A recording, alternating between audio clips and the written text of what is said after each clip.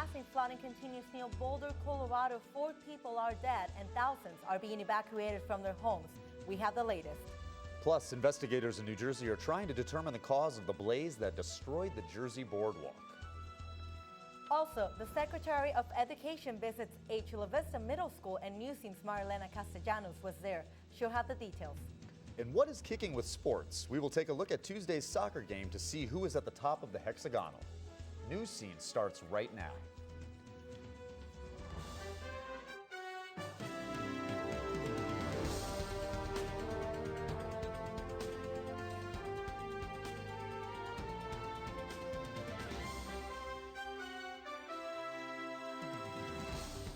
Hello and welcome to this edition of Newscene. I'm Astrid Mendes-Medina.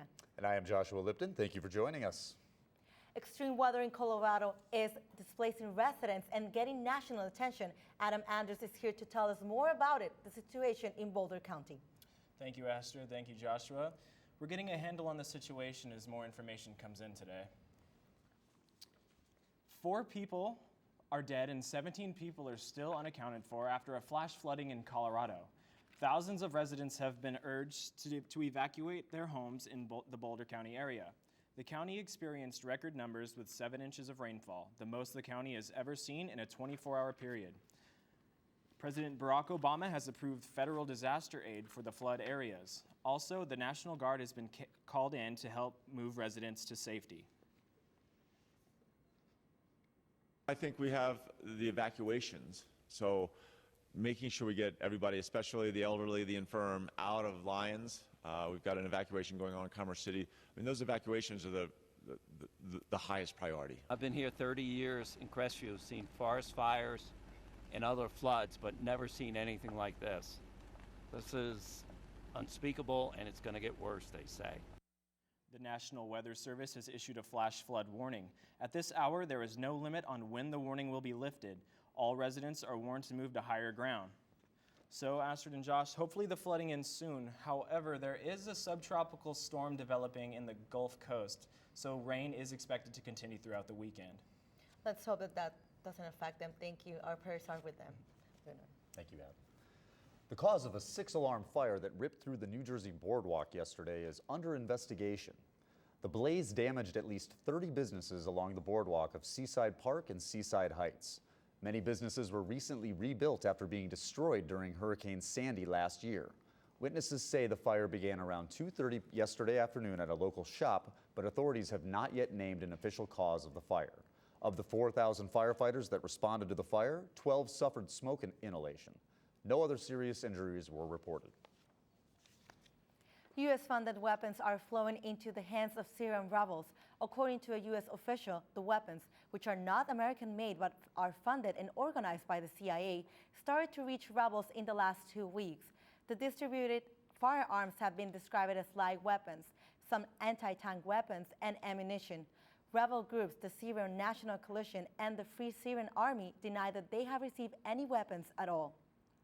A step toward international diplomacy is underway as Syrian President Bashar al-Assad says he'll cede control of his country's chemical weapons. U.S. Secretary of State John Kerry arrived in Geneva yesterday to meet with Russian Foreign Minister Sergei Lavrov to draw up a blueprint on how and when Syria will hand over its deadly stockpile.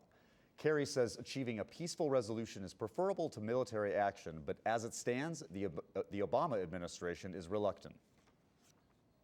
And the words of the Syrian regime, in our judgment, are simply not enough, which is why we've come here, in order to work with the Russians.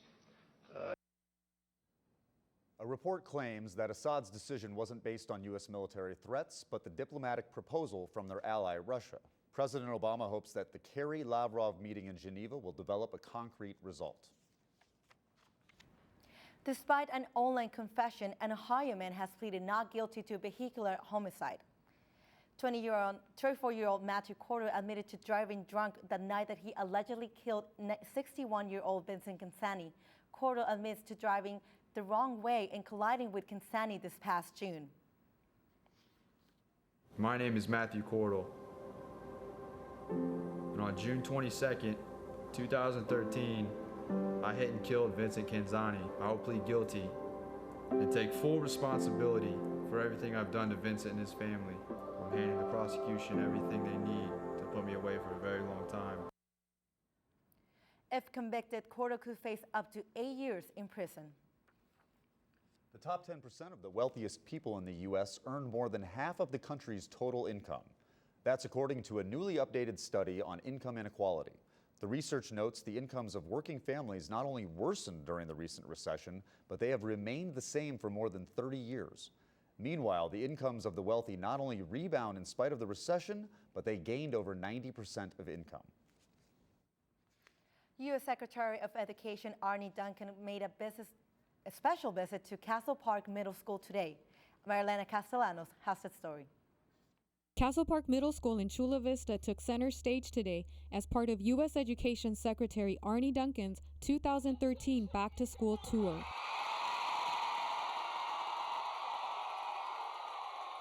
Three years ago, a visit like this one may not have been possible.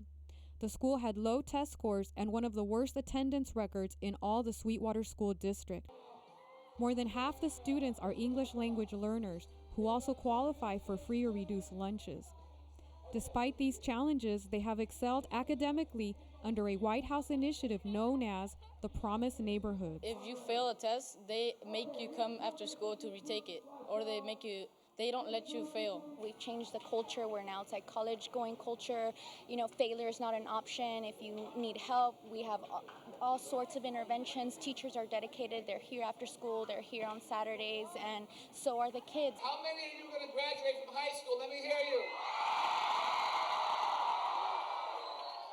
How many of you are going to go to college? Let me hear you.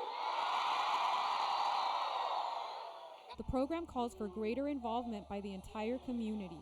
Since joining the program, attendance has gone up and so have test scores. In the eyes of students at Castle Park Middle School, this is a day many will never forget. This is Marilena Castellanos, Newscene. Castle Park Middle School was the only school in all San Diego County to get a visit from the U.S. Secretary Arne Duncan. Less than 24 hours ago, state lawmakers passed a bill that would allow undocumented people to get a driver's license. The approval comes on the final day of this year's legislative session.